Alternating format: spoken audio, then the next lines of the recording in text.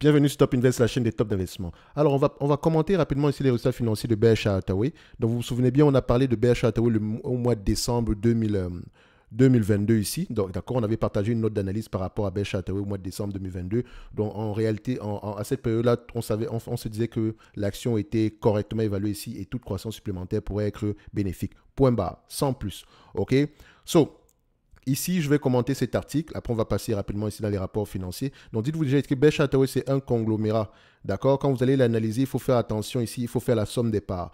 Vous avez le portfolio d'investissement d'un côté. Vous avez ici le portefeuille ici d'entreprise, donc la partie opérationnelle d'un autre côté. Vous allez retrouver dans ce portfolio-là les entreprises qui appartiennent à 100% ici à Berkshire Hathaway. Certaines également qui appartiennent uniquement à 50% à Berkshire Hathaway. Et vous allez également voir la partie issue ici des dividendes qui proviennent ici du portfolio d'investissement. Donc faites attention. Berkshire Hathaway, le conglomérat du milliardaire Warren Buffett, a fait état samedi d'un bénéfice opérationnel record pour le deuxième trimestre à 10,04 milliards de dollars, donc 9,12 milliards d'euros ici, tiré notamment par ses activités d'assurance et la vente d'actions. Attention, le terme vente d'actions ici, il faut aller vérifier ça. Okay. Donc, la hausse des taux d'intérêt et des dividendes ainsi que le redressement des performances de l'assureur automobile Geico ont aidé les activités d'assurance de Berkshire Hathaway à générer plus de revenus, excusez-moi, avec un bénéfice en hausse de 38% par rapport à l'année précédente. Le bénéfice net trimestriel a atteint 35,91 milliards de dollars contre une perte de 43,62 milliards de dollars un an plus tôt. En réalité, ici, elle n'a pas perdu d'argent.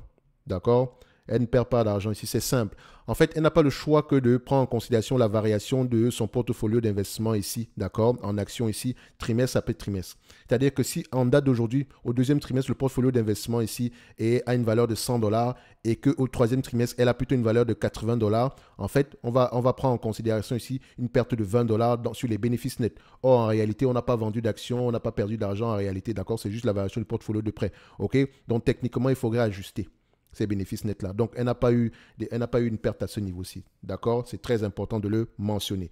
Son bénéfice opérationnel au deuxième trimestre, lui, a atteint un record de 10,4 milliards de dollars contre 9,42 milliards de dollars un an plus tôt.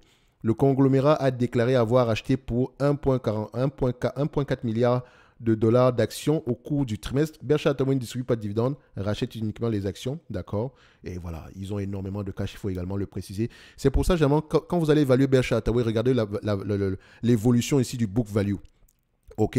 Faites attention. Et également, je vous ai toujours mentionné que quand vous voulez comparer la performance de Warren Buffett, faites très attention à bien identifier la performance de l'action Berkshire Hathaway par rapport à la performance ici issue du portfolio investissement uniquement en actions. C'est deux choses complètement différentes. OK? Deux choses complètes. Pourquoi? Parce que le prix de l'action est fonction ici de la psychologie actuelle du marché. Voilà. À la fin de la journée, même, qu'est-ce qu'il faut regarder? C'est la croissance des bénéfices nets année après année par action et l'évolution ici de ce book value-là. OK? Donc, vu qu'elle ne distribue pas généralement d'argent ici, elle rachète ses actions, etc. Généralement, le book value ici est constitué essentiellement ici de cash. OK?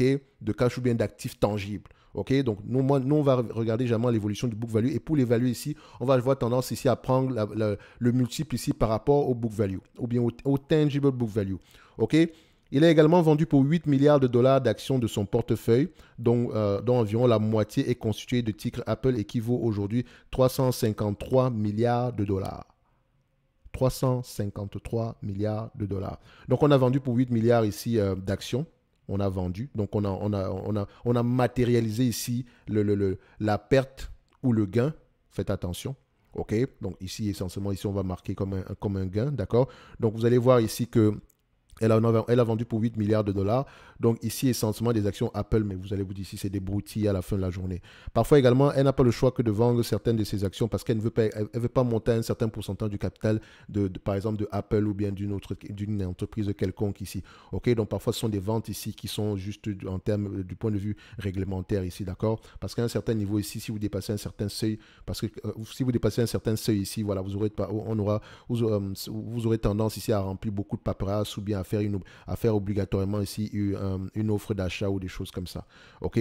So, ça ne veut pas dire que je vends des actions Apple parce que je ne crois pas et je ne crois plus à Apple ou quoi que ce soit. Et ça m'étonnerait même qu'il les vende parce que son prix est tellement bon aujourd'hui que ça m'étonnerait qu'il vende Apple de sitôt. Je pense qu'il va garder du Apple ici pendant très, très, très, très longtemps. Parce que c'est une entreprise qui a les capacités d'augmenter et de verser un dividende de plus en plus stable et croissant dans le futur. alors que quand il achetait cette compagnie, ce n'était pas du point de vue dividende, c'est parce qu'elle était sous-évaluée déjà quantitativement et en plus, c'était une compagnie qualitative. OK? So, Warren Buffett qui fêtera ses 93 ans le 30 août est la 6e personne la plus riche du monde. Ah bon, ça, c'est pas intéressant, ça. Bref, elle a sorti ses rapports financiers ici. Donc, on va aller regarder maintenant sur Berkshire Hathaway, d'accord, les rapports financiers en question. Rapidement, juste les tableaux, hein, les tableaux de chiffres ici. Donc, déjà, pour Berkshire Hathaway, Google It, d'accord, on arrive ici. D'accord, vous pouvez voir qu'on traîne beaucoup à ce niveau-ci, surtout tout ce qui concerne ici les releases, ici concernant ici les lettres financières de Warren Buffett, etc. Donc vous pouvez voir ici que vous venez à ce niveau-ci, Annual et Interim Report, vous cliquez, d'accord, et vous avez accès aux informations du deuxième trimestre, du premier trimestre, ainsi que toutes les informations financières ici depuis 1995. Peut-être qu'également on a des informations au-delà, mais juste ici, c'est juste depuis 1995. Ok, donc quand je clique ici, j'arrive sur cette page-ci. OK? Donc déjà, on va prendre la première partie ici qui concerne vous avez vu qu'on mentionne ici qu'elle a eu un bénéfice net ici plus élevé que l'année précédente, etc. OK? Donc, on va aller regarder ça rapidement ici. Où est-ce que c'était situé? On avait une perte, voilà, on avait une perte de combien? Earning loss. On avait une perte ici de près de 48 milliards. Donc, ça, ce sont les donc de près de 55 milliards par rapport au trimestre précédent ici. D'accord? Mais regardez bien ceci. C'est 55 milliards, n'est-ce pas? En termes opérationnels, donc le total de revenus ici est de 76 milliards. Dans ce total de revenus-ci, on enlève, d'accord, Investment and Derivative Contract Gain and Losses. D'accord? Donc, la variation ici du portfolio d'investissement ou de dérivés, ou bien si vous avez ici des produits dérivés ou des choses comme ça. Il y a une variation négative ici de 66,900. D'accord, 66 milliards 900. Donc, ça dit que c'est essentiellement ici, ça dépend de la variation du prix actuel sur le marché. D'accord, donc on avait 66 milliards 900. Et vous voyez que 66 milliards 900, on le met déjà en moins après le revenu. Donc, ça dit qu'il nous reste ici 10 milliards. Et quand on va comptabiliser toutes les dépenses opérationnelles ici, d'accord, on va avoir, il va nous rester, ça nous donne ici une différence de moins 55, ça nous donne ici un total ici de 64 milliards 800. 64 milliards 800 moins, ce 64 milliards 800 ici, quand on l'enlève ici, quand on fait moins le 10 milliards qui nous reste par rapport à cette différence-ci, on obtient à peu près 55 milliards, d'accord? Dans ce 55 milliards ici, voilà. Du point de vue, en termes de taxes, c'est ça qui est magnifique, c'est parce que ici, en termes de taxes, vous aurez un bénéfice ici de taxes de 12 milliards. D'accord? Très beau. Donc, on a même un intéressement ici à le faire parce qu'en termes de on paiera peut-être moins de taxes, ça nous fera peut-être des crédits d'impôt ou des choses comme ça. Donc, du point de vue fiscal ici, c'est assez intéressant de matérialiser cette perte alors qu'elle n'est vraiment pas réelle. Mais attention, ça va également dans le sens contraire parce que quand on aura tendance à gagner 33 milliards ici, on paiera peut-être des taxes un peu plus élevées que ça. OK? So, vous pouvez le voir ici que quand on fait ici 55 milliards plus 12 milliards, il reste à peu près 43 milliards en perte réelle. OK? Donc, en réalité, elle n'a pas perdu d'argent parce que si vous enlevez ce montant-ci, vous allez voir ici qu'on se retrouve sur des éléments totalement positifs. Également, vous remarquez ici que le nombre d'actions a diminué. Non seulement sur la classe A, il y a 1 449 000 actions par rapport à 1 470 000.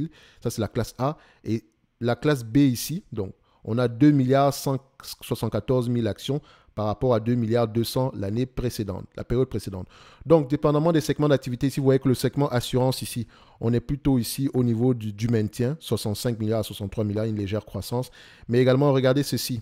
Qu'est-ce qui influence positivement ce segment-ci? Les dividendes ici issus des différents investissements. D'accord? Les bénéfices issus des activités de leasing, ok? Et vous avez également les bénéfices issus du segment ici, les premiums d'assurance, etc.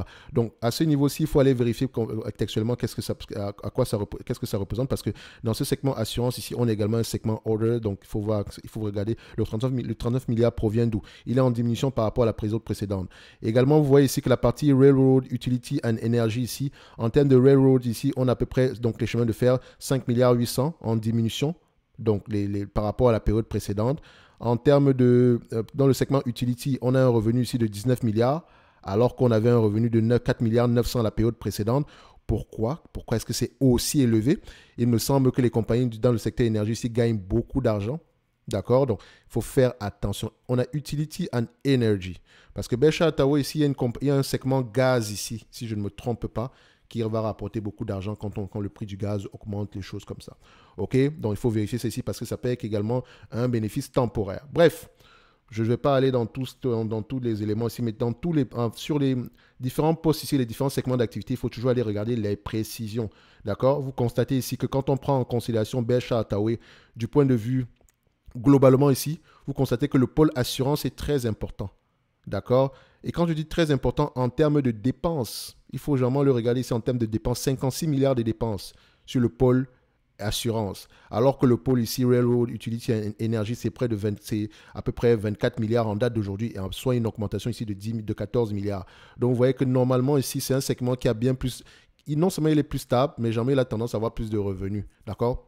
Généralement, ok, pas tous les jours. Ok, vous pouvez le comparer par rapport à ce qu'on a souvent ici, 48 milliards sur les 6 derniers mois et 129 milliards ici. Dans tous les cas de figure, allez-y, regardez en profondeur, ici, enfin, pas allez-y, on peut regarder ici, en termes de cash net ici, donc ça sont les cash flows, etc. Donc, je vais regarder ici le bilan financier de la compagnie, donc le balance sheet ici, donc c'était plus haut, c'était le premier truc, voilà, assets, non, c'est pas ça, voilà. Donc, les assets ici, en termes de cash, le portfolio d'investissement ici pèse à peu près 353 milliards en date d'aujourd'hui. Donc, est-ce qu'on a du cash ici, cash et cash équivalent? Ça, c'est le segment Railroad. Donc, c'est toujours assez séparé, les deux. Donc, faites attention. Donc, est-ce qu'on a du cash ici? Le cash a augmenté, etc. Moi, je cherche ici le book value de la compagnie.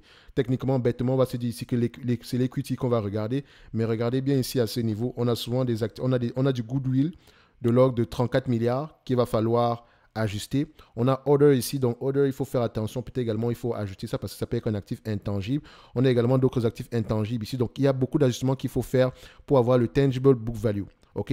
Faites très, très attention par rapport à ça. Mais dans l'ensemble, ici, moi, je pense qu'on est assez correct pour cette compagnie-ci. Donc, les résultats sont assez corrects selon moi, à première vue. D'accord? Donc, quand on va regarder maintenant ici en termes de valorisation, parce que je sais que c'est la partie qui vous intéresse, généralement, combien est-ce que ça vaut? Est-ce que c'est sous-évalué? Machin, machin. Je vous ai dit, cette vidéo-ci est à prendre en considération par rapport à celle précédente. Donc, je ne vais pas faire 46 minutes ici aujourd'hui. On va aller très rapidement. C'est une entreprise que vous allez évaluer par rapport au tangible book value par action. OK? Quand vous regardez ici l'entreprise, donc je vais prendre ici le Berkshire Hathaway que vous pouvez tous acheter. Berkshire. Donc, la partie B ici. Qu'est-ce qu'on constate? Ça n'a pas encore été ajusté. Hein, donc, le tangible book value ici ne reflète pas encore le nouveau rapport financier. Ici, ça s'arrête ici au mois de mars. Donc, il va être ajusté, je pense, aujourd'hui. D'accord? À l'heure où vous allez voir cette vidéo, ça sera déjà peut-être le cas. D'accord? Parce que les résultats ont intervenu. Je pense que la mise à jour ici a généralement lieu ici aux environs de lundi, très tôt le matin. Parce que les résultats financiers sont sortis samedi. OK? Donc, vous allez constater ici que ça, c'est au mois de mars. Au mois de mars, ici, on avait une légère diminution ici du book value. OK, mais c'est tout à fait normal. Bon, vous voyez ici que ça évolue. C'est en croissance, mais en zigzag également. D'accord? Mais ce n'est pas plus grave. L'essentiel ici, c'est qu'on ait une croissance dans le temps.